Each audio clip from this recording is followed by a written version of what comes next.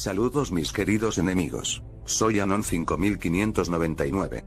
Algunas personas con más buena fe que información, se escandalizan cuando se habla de la praxis mafiosa del gobierno, el español en este caso que nos afecta, a pesar de que les pongas delante la ingente cantidad de pruebas que así lo demuestran. No se trata de que uno tenga la intención de quitarle los sueños a nadie, como los de esos idealistas y soñadores que creen, de verdad, vivir en un estado de derecho y demás composiciones poéticas, que siempre suenan bien pero que no encaja en la realidad de las cosas que nos pasan, como por ejemplo que tengamos a un partido político en el gobierno de la nación que es acusado junto a sus cargos electos, literalmente por jueces que juzgan sus múltiples delitos, de pertenencia a organización criminal. Pero para llegar a este estadio de suma degeneración moral de nuestra clase política, previamente ha habido una serie de condicionantes que lo han facilitado, que lo han hecho posible, entre ellas la pusilanimidad social y el analfabetismo político de la sociedad. Con la llegada de las nuevas tecnologías la cosa parece haber cambiado en ese sentido, y ahora la gente habla más de política, se implica, se asocia y se compromete convocándose entre ellas a salir a la calle a concentrarse o manifestarse espontáneamente, lo que está mucho mejor sobre todo si se es consciente de que hay que perseverar en la lucha para obtener resultados. Resulta realmente imposible condensar en un post todas las circunstancias que han hecho posible, por ejemplo, que el PP sea a día de hoy el partido más corrupto de Europa. Como igualmente es imposible tratar de resumir en un post el proceso de transformación que ha sufrido el PSOE o la ingente cantidad de veces que han traicionado a su electorado, que lo ha conducido a su decadencia primero y su irrelevancia política actual, después.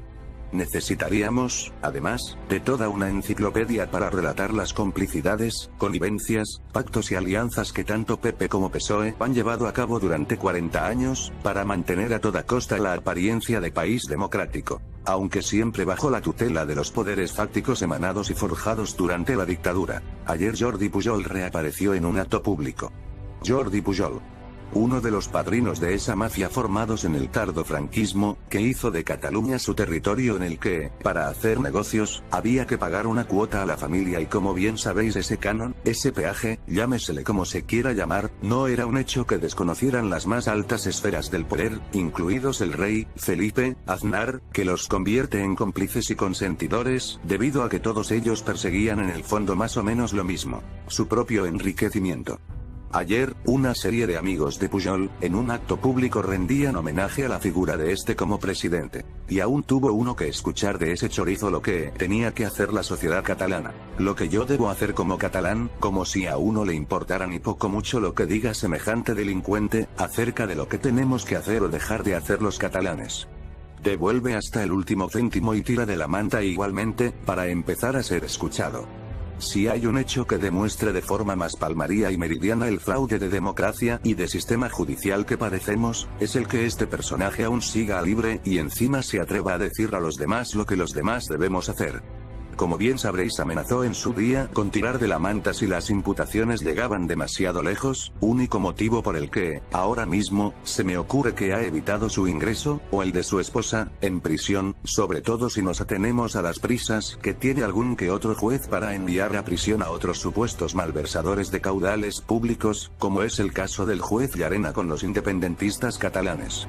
Por lo tanto, lo que pretende ni más ni menos es que su silencio se traduzca en impunidad a la espera de la prescripción de sus maldades, y mucha y poderosa debe ser la información que posea para que, hasta ahora, se le haya molestado lo escrupulosamente imprescindible, una vez destapado el caso del 3% y demás chanchullos y triquiñuelas suyas, de su beatífica esposa y de algunos de sus hijos. No podemos especular sobre lo que pueda saber o dejar de saber semejante individuo, pero lo que sí parece claro es que, lo que sepa, apunta hacia arriba, hacia lo más alto. Claro que, de lo más arriba, ya sabemos todos, o al menos aquellos que quieran saberlo, cómo ha pasado de ser un principito que llegó, como quien dice, con una mano delante y otra detrás, sin dinero ni patrimonio, a convertirse en el multimillonario retirado y superprotegido que es hoy. De hecho es, junto a su hijo, la persona más protegida del país. Entre otras, el emérito se ha forrado gracias a la comisión que ha estado cobrando de cada barril de petróleo que Arabia Saudí nos ha vendido con él en el trono, como las comisiones que igualmente ha cobrado, todo naturalmente libre de impuestos, de los empresarios que han hecho negocios tanto dentro, en España, como al albur de esos viajes al extranjero, con esas delegaciones de empresarios que se aprovechaban todos ellos del sello real. Uno de los ejemplos más cristalinos a la hora de usar con intereses bastardos el sello y nombre de la familia real, fue el negocio que se montó la hija con su amadísimo Urdangarín y cuyo final todos sabemos. Él aún en la calle y ella absuelta de toda culpa, a pesar de ser señalada por el juez instructor como cómplice necesaria y plenamente consciente y sabedora de los tejemanejes de su marido, demostrando que el único personaje que era inviolable por la ley, no solo era su padre, que para eso hay fiscales que actúan de abogados en un momento dado, como hay jueces que actúan de fiscales en este país, dependiendo de los intereses del Estado. No sé si debe al interés del Estado, pero pregúntate por qué el CIS lleva 3 años sin preguntar en sus encuestas por la casa o la familia real. La casa real, los cuarteles, el antes de Cid y ahora ni, la conferencia episcopal, la banca, la Fiscalía General, algunas asociaciones de jueces, las sedes del PP y del PSOE y los consejos de administración de algunas empresas, constituyen el nudo georgiano de la mafia casposa que instauró el llamado régimen del 78, como una democracia de cartón piedra a la que ahora se le ven los jirones, los sietes y los rotos. Como quiera que fuese que la corrupción es sistémica, la política de engañabobos del gobierno es de lo más simple.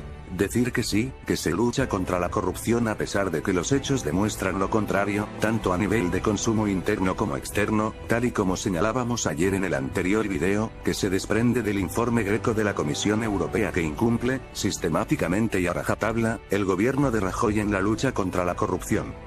La cosa, lo prioritario y lo verdaderamente importante, es preservar ese modus vivendi, esas redes clientelares construidas a lo largo de los años, esos amiguitos del alma a los que querer un nuevo y, si hace falta, hasta 2.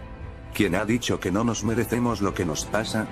Por supuesto que nos lo merecemos. ¿Quién los ha votado si no, una y otra vez, a pesar de saber lo que sabíamos? El problema es que se nos olvidan demasiado rápido las cosas, que somos demasiado indulgentes, cuando no pusilánimes. O bien que nos importan un pimiento las injusticias, los valores morales ni nada que no nos afecte directa y personalmente a nosotros y a nuestro bolsillo. Y claro, ante este panorama, se crecen, se vienen arriba los corruptos y mienten descaradamente y a sabiendas de que mienten, porque no les va a pasar nada, no les vamos a exigir responsabilidades políticas por mentirnos, valiente fruslería, ¿verdad? ¿Qué importa una mentira más o menos? De hecho, damos por hecho como algo de lo más natural que un político mienta, como si formara parte del dobladillo de sus trajes o el dibujo de sus corbatas. Mentirnos forma parte de su imagen. Tienen hasta estandarizadas las justificaciones cuando a un político se le reprocha prometer tal cosa en campaña, llama la X, y hacer lo contrario. No hice lo que prometí, pero hice lo que debía hacer, te dicen, como sacado del manual del político español contemporáneo. Y a otra cosa, mariposa. A más ver. El conocimiento es libre. Somos legión. No olvidamos. No perdonamos. Esperarnos. Soy Anon 5599.